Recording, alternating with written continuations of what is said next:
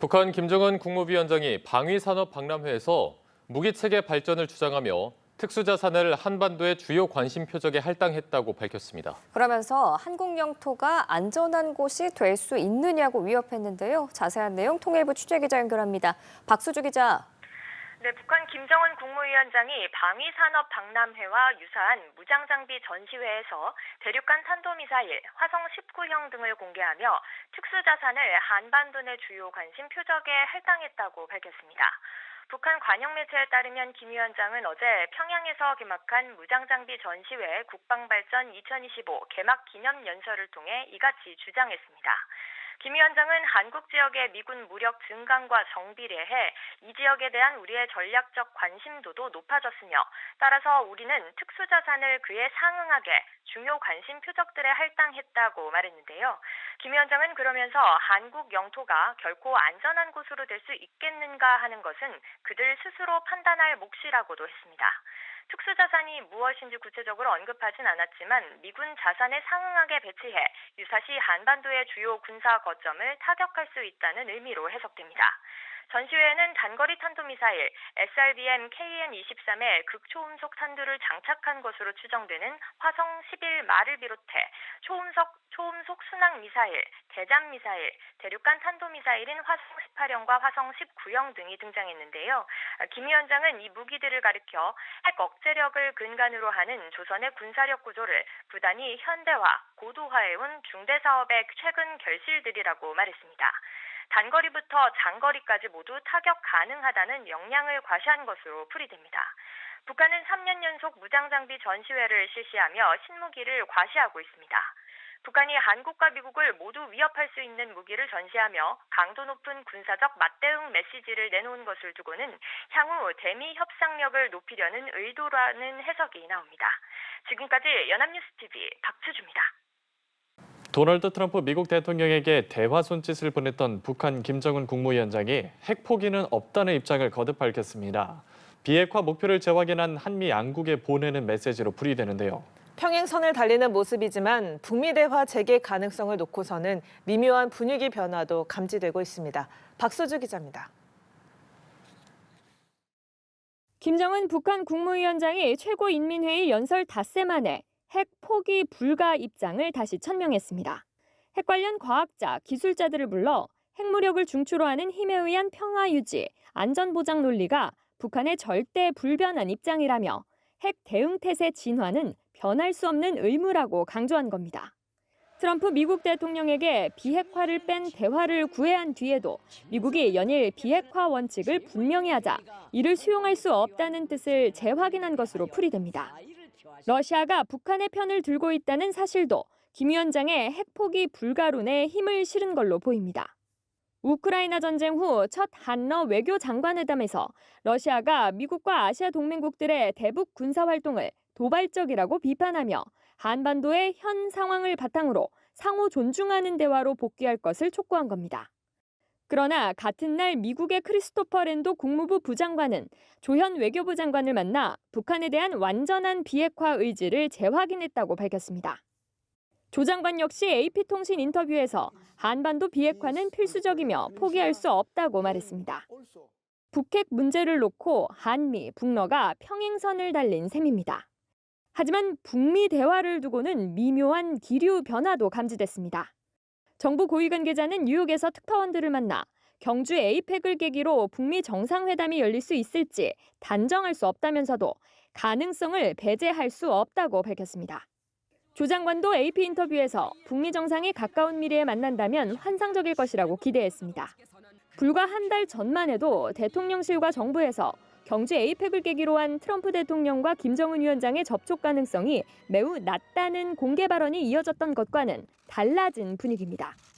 따라서 북한 고위 인사의 유엔 총회 참석을 계기로 북미 간 물밑 접촉 가능성이 있는 게 아니냐는 관측도 나옵니다. 연합뉴스 TV 박수주입니다. 김정은 북한 국무위원장이 도널드 트럼프 미국 대통령과 좋은 추억이 있다고 언급하면서 대화 추진 가능성을 시사했습니다.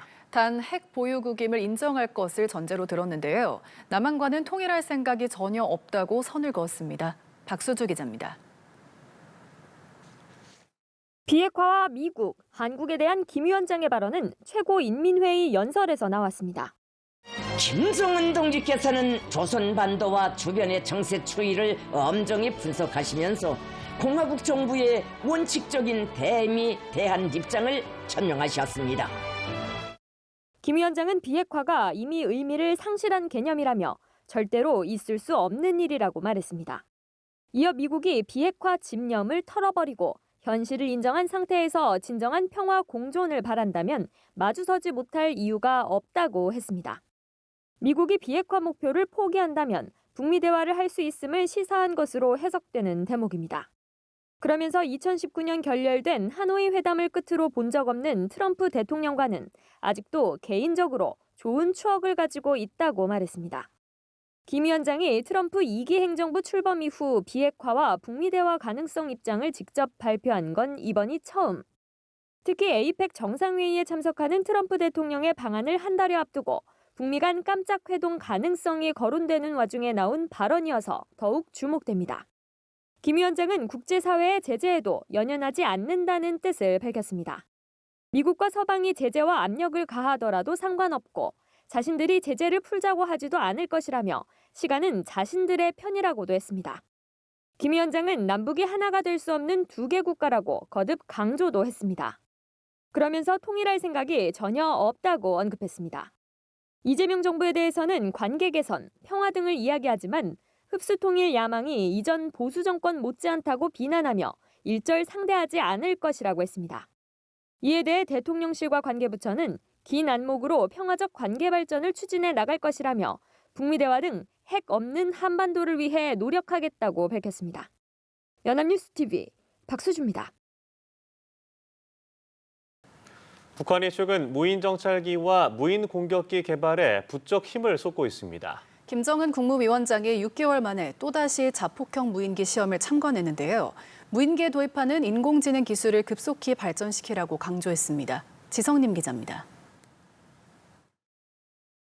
제주 동남방 공해상에서 실시된 한미일 연합군사훈련 기간에 맞춰 자폭형 무인 공격기와 무인 정찰기 성능 시험을 진행한 북한. 무인기 성능 시험은 지난 3월 말에 이어 6개월 만으로 이번에도 김정은 위원장이 현장에서 참관했습니다. 시험에서는 무인 전략 정찰기의 군사 전략적 가치와 혁신적인 성능, 그리고 금속 계열 전술 무인 공격기들의 우수한 전투적 효과성이 뚜렷이 입증됐습니다. 북한이 무인 공격기에 금성이란 이름을 붙인 사실도 처음 확인됐습니다. 북한이 공개한 사진에는 두 종류의 자폭형 무인기가 목표물을 타격하는 모습이 담겼습니다. 가오리형 날개 기종은 이스라엘제 자폭 무인기 하롭과 닮았고 십자형 날개 기종은 러시아제 란체3와 유사한 모양입니다. 흰색으로 도색했던 6개월 전과 달리 이번엔 자폭 무인기에 위장색을 입힌 점으로 미뤄 실전용 양산이 임박했다는 관측이 나옵니다. 김 위원장은 무인기 분야에 새로 도입하는 인공지능 기술을 급속히 발전시키는 데 주력하라고 강조했습니다. 무인 무장 장비 체계들의 인공지능 및 작전 능력 고도화를 우리 무력 현대화 건설에서의 최우선적인 중요 과제로 제기하고 있다고. 김 위원장이 무인 공격기 시험을 현장에서 참관한 건 이번이 4번째. 북한이 AI 기술을 장착한 무인 공격기를 대규모로 작전 배치할 경우 우리 군에는 상당한 위협이 될 것이란 전망도 나옵니다. 북한은 재작년 처음 모습을 드러낸 미국의 글로벌 호크와 외형이 닮은 무인 정찰기 샛별 사형의 실물도 이번에 공개했습니다. 연합뉴스TV 지성림입니다. 김정은 북한 국무위원장이 신형 전차와 전자무기 개발 현장을 점검했습니다. 내년 개최될 9차 당대회에서 핵무력과 상용무력 병진 정책을 제시할 것이라고 밝혔는데요. 남한에 비해 뒤떨어진 재래식 무기 개발에도 힘을 쏟으면서 북한판 핵 재래식 통합을 이루려는 게 아니냐는 분석이 나옵니다. 김민아 기자가 보도합니다. 북한 김정은 국무위원장이 국방과학원 장갑방어무기연구소와 전자무기연구소를 시찰하고 저격수 사격 경기를 참관했다고 조선중앙통신이 보도했습니다. 김 위원장은 장갑방어무기연구소에서 최종 도입 전 시험 공정에 있는 지능형 능동방호종합체의 반응시험 등을 살펴봤습니다. 능동방호종합체계는 적의 대전차 무기가 아군에 접근할 때 자동으로 반응해 요격하는 체계입니다. 이 자리에서 김 위원장은 앞으로 당 제9차 대회는 국방건설 분야에서 핵무력과 상용무력 병진 정책을 제시하게 될 거라며 핵무기와 함께 재래식 무기 개발에도 열을 올리겠다는 뜻을 전했습니다. 노동당 대회는 국정운영 정책 전반을 결정하는 행사로 북한의 최고 의사결정기구입니다. 북한식의 핵전력, 재래식 전력의 연계를 목표로 그러니까 소위 이제 중장기 전략인 거죠. 그 초기 단계로 일단 낙후돼 있는 재래식 전력을 현대화시키는 거에 초점을 맞추고 이게 조금 이제 진전이 되면은 그걸 일종의 독트린 형식으로 한 단계 업그레이드를 하겠죠. 저격수 부대의 사격도 참관한 김 위원장은 인민군 총참모장에게 저격수 역량 양성 대책을 수립하라고 지시했습니다. 모든 저격수들을 백발백중, 일발필중의 능숙한 사냥꾼으로 키워야 한다며 현대전에 맞는 혁신적인 훈련 체계를 세워야 한다고 주문한 겁니다.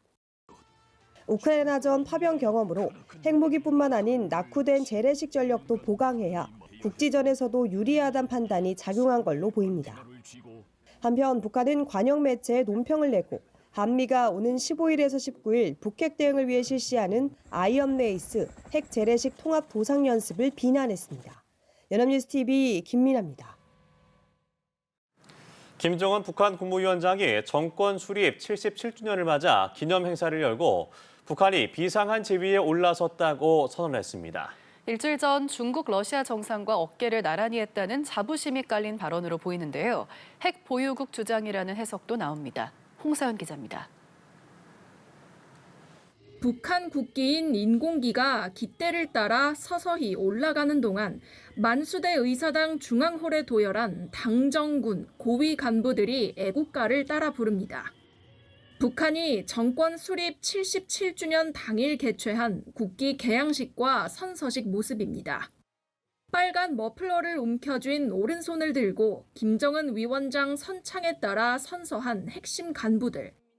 이들은 인공기 앞에서 헌법을 수호하고 사회주의 이념과 제도를 고수하고 조국에 충성하여 몸과 마음을 다 바치겠다고 맹세했습니다. 이런 형식의 선서식은 김정은 집권 이후 사실상 처음으로 정권에 대한 충성을 간부들에게 대놓고 강요한 겁니다. 행사에서 연설한 김 위원장은 사회주의가 유일하게 옳은 길이라며 북한이 사회주의를 선택했기에 강력한 정치 체제와 국력을 건설할 수 있었다고 주장했습니다. 김정은 동지께서는 새 조선의 창건이 선포된 그날로부터 시작된 77년간의 강국 건설 위협은 지금 우리 국가가 획득한 비상한 지위로서 긍지 높이 총화되고 있다고 하시면서 김 위원장의 비상한 지위 언급에는 북한이 중국, 러시아와 같은 강대국들과 견줄 만큼 위상이 높아졌다는 자부심이 깔린 걸로 풀이됩니다. 이 행사가 열리기 엿새 전 김 위원장은 시진핑 중국 국가주석, 푸틴 러시아 대통령과 함께 티난먼 막루 중심에 앉아 중국 열병식을 참관하며 존재감을 과시했습니다. 일각에선 북한이 핵 보유국임을 주장하는 발언이란 해석도 나옵니다. 실제로 북한은 정권 수립일 당일 김 위원장이 신형 대륙간 탄도미사일에 장착할 고체 연료 엔진 지상 연소 시험을 참관했다고 보도하며 핵 미사일 개발 성과를 자랑했습니다. 연합뉴스TV 홍사연입니다.